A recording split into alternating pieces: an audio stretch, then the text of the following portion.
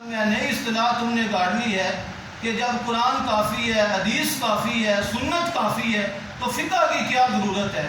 یاد رکھیں اگر فقہ کی ضرورت نہ ہوتی حضرت ابن مسعود کیوں اس ڈھانچے کو قائم کرتے، کیوں آپ نے یہ بنیاد قائم کی اور کیوں آپ نے اس پہ محنت کی۔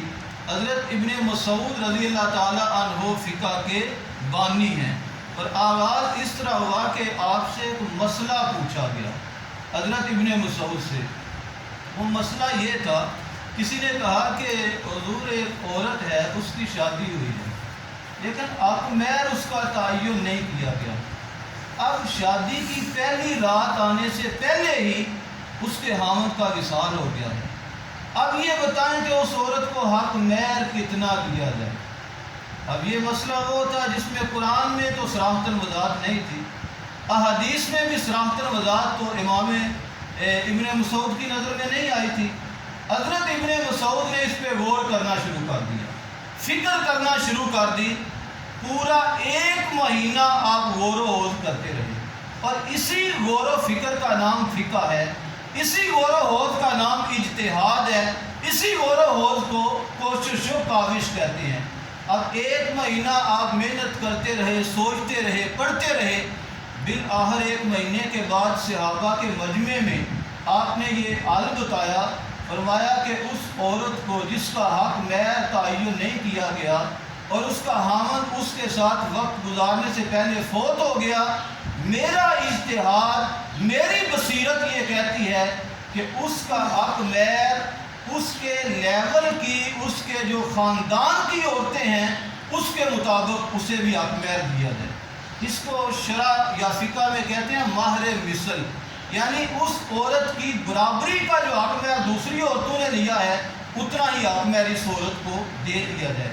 جب آپ نے ایک مہینے کے بعد اجتہاد کر کے یہ حل پیش کیا تو صحابہ سارے موجود تھے، صحابہ نے تسلیم کیا، اس کی تائید کی، اور اس تائید و تسلیم کو ہی اجماع صحابہ کہا جاتا ہے، یعنی ابن مسعود کے اجتہاد پر صحابہ نے اجماع کیا۔ اجماع کا آسان لفظوں میں یوں کہہ لیں کہ صحابہ نے اسے ایکسیپٹ کیا۔ اب جب حضرت ابن مسعود نے یہ حل پیش کیا، ایک صحابی بول پڑے، کہنے لگے ابن مسعود مجھے یاد آ گیا۔ فرمایا کیا یاد آیا؟ کہنے لگے ہاں ایک دفعہ رسول پاک نے بھی ایک عورت کے بارے میں اسی طرح حل پیش کیا، یہ جو آپ نے کہا ہے نا کہ مارے مثل دیا جائے، حضور نے بھی اسی طرح دیا تھا۔ حضرت ابن مسعود کو تو پہلے پتہ ہی نہیں تھا کہ حضور نے بھی یہ حل پیش کیا ہوا ہے، تو آپ سن کر خوش ہوئے کہ اللہ کا کتنا کرم ہوا ہے کہ میری سوچ، میری اجتہاد اور میری کوشش رسول پاک کے فیصلے کے مطابق ثابت ہوئی ہے۔ حاضرین محترم، حضرت ابن مسعود کے بعد جو فقہ کے حوالے سے کام کرنے والا ایک چمکتا دمکتا تابندہ نام ہے وہ حضرت علقمہ بن قیس ہیں۔ علقمہ بن قیس کے بعد جو تابندہ نام ہے ابراہیم بن یزید نہی رحمۃ اللہ علیہ ہیں۔ ان کے بعد جو چمکتا ہوا نام ہمیں ملتا ہے وہ حضرت حماد مسلم کوفی ہیں۔ ان کے بعد جو چمکتا دمکتا نام آج تک اور صبح قیامت تک رہے گا وہ امام اعظم نعمان بن ثابت رضی اللہ تعالی عنہ ہیں، جن کے ہم فالوور ہیں، پیروکار ہیں، جن کی ہم تقلید کرتے ہیں۔ اور یہ بھی کلیئر کرتے جائیں کہ مذاہب اربع حق ہیں، یعنی یہ جو چاروں مذہب ہیں نا، فقہ حنفی حق ہے، فقہ شافعی حق ہے، فقہ مالکی حق ہے، فقہ حنبلی حق ہے، ان میں سے کسی کے بھی آپ پیچھے چل پڑو گے ہدایت کی راہیں بالکل کھلتی جائیں گی، آپ کو بالکل کلیئر ہوتا جائے گا معاملہ اور دین فہمی میں آسانی پیدا ہوگی۔ ہم قطعاً یہ بات نہیں پھیلانا چاہتے کہ اس فقہ کو مانو، اس کا رد کرو، اس کو مانو، اس کو ریجیکٹ کرو، اس کو مانو، اس کو نہ مانو، نہیں، بلکہ چاروں فقہ حق ہیں، جس کی بھی پیروی کرو گے ہدایت ضرور ملے گی۔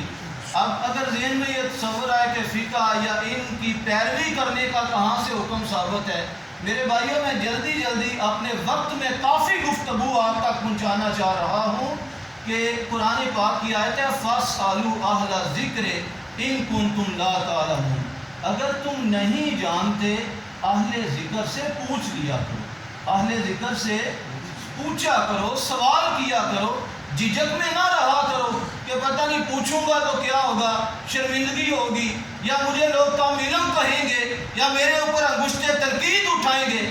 ایسی قطعاً بات نہیں، سوال کرنا ہی نصف علم ہوتا ہے۔ حاضرین، یہ جو اللہ نے فرمایا اگر نہیں جانتے تو اہل ذکر سے پوچھا کرو۔ اب تفسیر اٹھائیں، تفسیر کا نام ہے تفسیر خازن، اس تفسیر میں یہ بات موجود ہے فَاسْأَلُوا الْمُؤْمِنِينَ الْعَالِمِينَ مِنْ أَهْلِ الْقُرْآنِ کہ لوگوں یہ جو اللہ نے کہا نا اہل ذکر سے پوچھا کرو، اس سے مراد یہ ہے وہ مومنین جو قرآن کا علم رکھتے ہیں ان سے ضرور سوال کیا کرو۔ جب سوال کرو گے تو تمہارے سوال کا کافی شافی جواب تمہارے سامنے آ جائے گا۔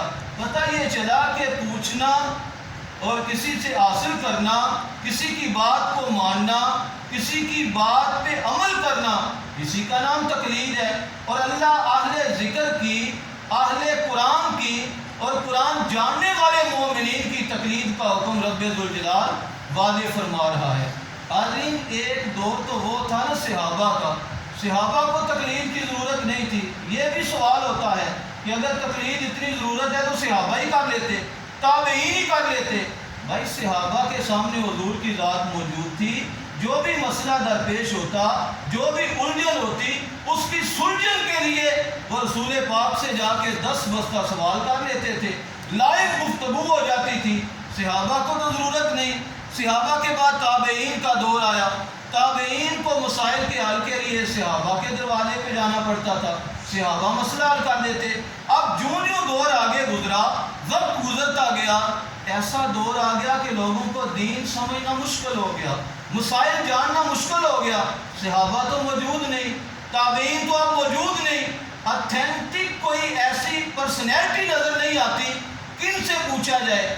اب اس دور میں ائمہ جنہوں نے اصول و ضوابط وضع کیے، جنہوں نے قوانین متعین کیے، ان ائمہ کی پیروی کرنا حد ضروری ہے، اور ان کی بات کو مانیں گے تو تب دین اسلام کی ہمیں صحیح سمجھ آئے گی۔ حاضرین، یاد رکھیں کہ یہ جو فقہ حنفی ہے، جس کا میں نے شروع میں ایک جملہ بولا کہ 2/3 اکثریت فقہ حنفی کے مطابق چل رہی ہے آل ورلڈ، پوری دنیا کے اندر، اس کی وجہ کیا ہے؟ فقہ شافعی بھی ہے، مالکی بھی ہے، حنبلی بھی ہے، لیکن فقہ حنفی آپ کو زیادہ نظر آئے گی، خاص کر برصغیر کو آپ کو ان میں یہاں تو ہے ہی فقہ حنفی مکمل۔ تو اس کی وجہ اور اس کی وجوہات 2 3 4 عرض کر دیتا ہوں۔ ایک تو یہ ہے کہ امام اعظم تھے تابعی، کیا تھے؟ تابعی۔ اور یاد رکھیں تابعی کا قول حدیث قولی ہوتا ہے، تابعی کا فعل حدیث فعلی ہوتا ہے۔ تابعی کے سامنے کوئی عمل کیا جائے وہ اسے منع نہ کریں، اس کو حدیث تقریری کہتے ہیں۔ جس طرح صحابہ کا قول حدیث کہا گیا ہے، اسی طرح تابعین کے اقوال کو، افعال کو بھی حدیث کہا گیا ہے۔ لیکن اتنا فرق ضرور ہے کہ جس قوت، جس درجے کی حدیث سے قولی، فعلی، تقریری صحابہ کی ہوتی تھی، تابعین کی اس درجے کی نہیں ہوتی تھی۔ قوت اور ذوق میں فرق اور ڈیفرنٹ ضرور موجود ہے، لیکن اس سے یہ مراد نہیں کہ تابعین کی حدیث کو حدیث ہی نہ مانا جائے، نہیں۔ اس لیے امام اعظم کی فقہ کو برتری حاصل ہے، کیونکہ آپ کی حدیث قولی تھی، آپ کا فعل حدیث فعلی تھا، اور آپ کے سامنے جو عمل کیا گیا آپ نے اسے منع نہیں کیا، وہ حدیث تقریری ہے۔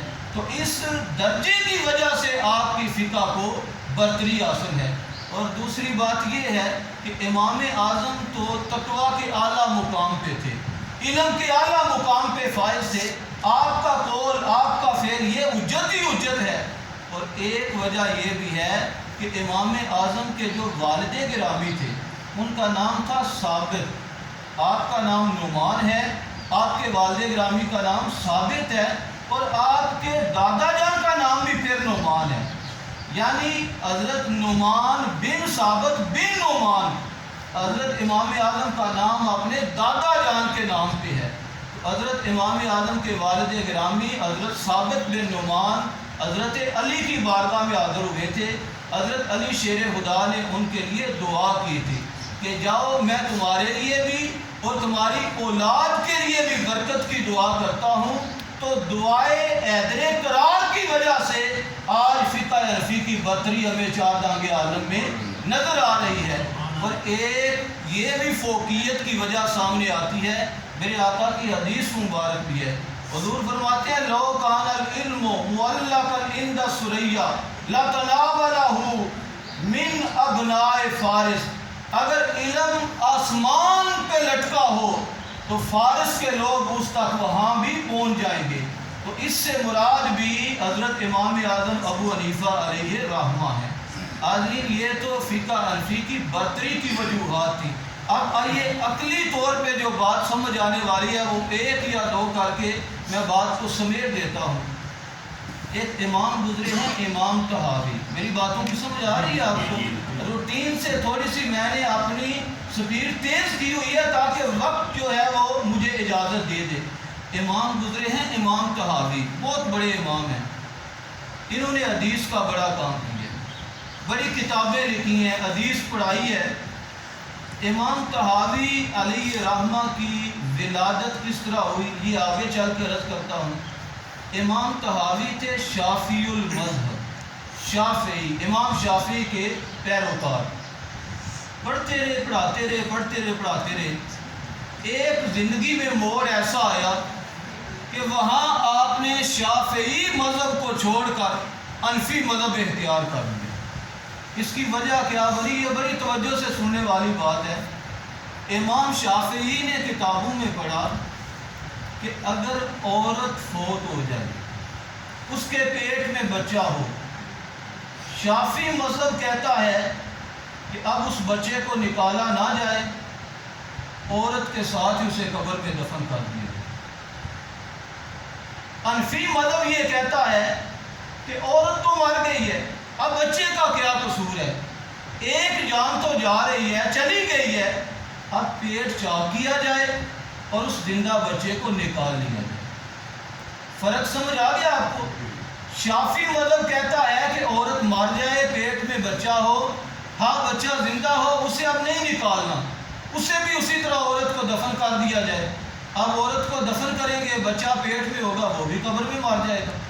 حنفی کہتے ہیں کہ نہیں، اگر عورت کی ڈیتھ ہو گئی، پیٹ میں بچہ ہے، تو عورت کا پیٹ چاک کر کے بچے کی زندگی کو بچا لیا جائے.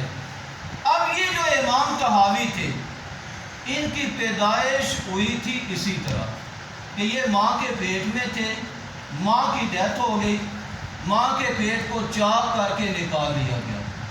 انہوں نے جب بڑے ہو کے پڑھا، پہلے تو یہ شافعی تھے، بڑے ہو کے جب یہ مسئلہ پڑھا کہ شافعی مذہب تو یہ کہتا ہے کہ بچے کو نہ نکالا جائے، حنفی کہتے ہیں کہ بچے کو نکال لیا جائے، اس کی زندگی بچائی جائے. انہوں نے پھر سوچا کہ میری تو ولادت ہی اس کے مطابق ہوئی ہے، اگر میں ماں کے پیٹ میں رہتا، پیٹ نہ چاک کیا جاتا، آج میں بھی قبر کے اندر ہوتا. تو اس مسئلے کو پڑھ کے انہوں نے شافعی مذہب کو چھوڑا اور آپ نے حنفی مذہب کو اختیار کر لیا. حنفی مذہب وہ ہے جو میری زندگی کو بچاتا ہے، زندگی کو تحفظ دیتا ہے. اور یہ بھی یاد رکھیں کہ حنفی مذہب فطرت کے مطابق ہے، عقل کے مطابق ہے. بہت سے مسائل ایسے ہیں، ہزاروں مسائل ایسے ہیں کہ آپ پڑھیں گے عش کر اٹھیں گے کہ جہاں کسی نے یہ کہا، کسی نے یہ کہا، کسی نے یہ کہا، امام اعظم نے ایسا حل پیش کیا کہ عقل اسے فوراً قبول کرتی ہے. مثلا ایک حدیث آپ کو ملے گی، سب سے پہلے اسلام قبول کیا حضرت علی نے. ایک حدیث ملے گی، سب سے پہلے اسلام قبول کیا ابو بکر صدیق نے. ایک حدیث ملے گی، سب سے پہلے اسلام قبول کیا حضرت خدیجہ الکبریٰ نے. اب ان تین حدیثوں کو پڑھ کے بندہ پریشان ہو جاتا ہے کہ پھر پہلے کس نے اسلام قبول کیا؟ تینوں کے بارے میں ایک طرح کی روایت ملتی ہیں. قربان جائے امام اعظم پر، انہوں نے ایسا حل پیش کیا. انہوں نے کہا کہ اس کا حل یہ ہے کہ مردوں میں سب سے پہلے اسلام حضرت ابو بکر صدیق نے قبول کیا، عورتوں میں سب سے پہلے اسلام خدیجہ الکبریٰ نے قبول کیا، بچوں میں سب سے پہلے اسلام علی المرتضیٰ نے قبول کیا. ایسا حل پیش کیا کہ لوگوں کی پریشانی بھی دور ہو گئی اور تمام احادیث کا کنسیپٹ بھی کلیئر ہو گیا اور لوگوں کو سمجھ بھی آ گئی۔ آخری بات عرض کرتا ہوں، حضرت داتا علی اجویری علیہ رحمہ جو ہمارے قریب کے بزرگ ہیں، جن کو ہم نے دیکھا نہیں لیکن پڑھا تو ضرور ہے، جن کی ذات کو تو نہیں دیکھا لیکن مزار کو تو دیکھا ہے، جن کے مزار پہ آج بھی رونق، دن کو جائیں تب بھی قرآن کی تلاوت، نوافل پڑھے جا رہے ہیں، قرآن و وظائف پڑھے جا رہے ہیں، تسبیحات پڑھی جا رہی ہیں، رات کے کسی پہر میں بھی جائیں وہاں رونق نظر آئے گی، اس لیے کہ انہوں نے اللہ کا ذکر کیا، اللہ کو راضی کیا، اللہ نے قیامت تک ان کا ذکر لوگوں کی زبانوں پہ جاری فرما دیا۔ حضرت داتا علی اجویری اپنا خواب بیان کرتے ہیں، کہتے ہیں کہ میں نے خواب میں دیکھا کہ میں ملک شام کے اندر حضرت مؤذن رسول بلال حبشی رضی اللہ تعالیٰ عنہ ان کے روزے کے سرانے میں لیٹا ہوا ہوں، میری آنکھ لگ جاتی ہے، خواب میں دیکھتا ہوں کہ میں مکہ المکرمہ پہنچ گیا ہوں، وہاں میں دیکھتا ہوں رسول پاک تشریف لا رہے ہیں اور آپ کے پہلو میں کوئی بزرگ ہیں، جس طرح بندہ بچے کو پہلو میں لیتا ہے، حضور ان بزرگوں کو پہلو میں لے کر چلتے ہوئے آ رہے ہیں۔ کہتے ہیں میں نے آگے بڑھ کر قدم بوسی کی، میرے ذہن میں تھا کہ یہ کون بزرگ ہے جنہیں حضور نے اپنے پہلو میں لیا ہوا ہے، میرے ذہن کی اس بات کو حضور بانپ گئے، حضور نے فرمایا کہ اے علی اجویری، یہ میرے پہلو میں تم لوگوں کے امام ابو حنیفہ علیہ الرحمہ، جن کا یہ مقام، جن کی فقہ کا یہ مقام، اللہ تعالی ہمیں آپ کی تقریر کما حق کرنے کی توفیق عطا فرمائے۔ وما علینا الا البلاغ۔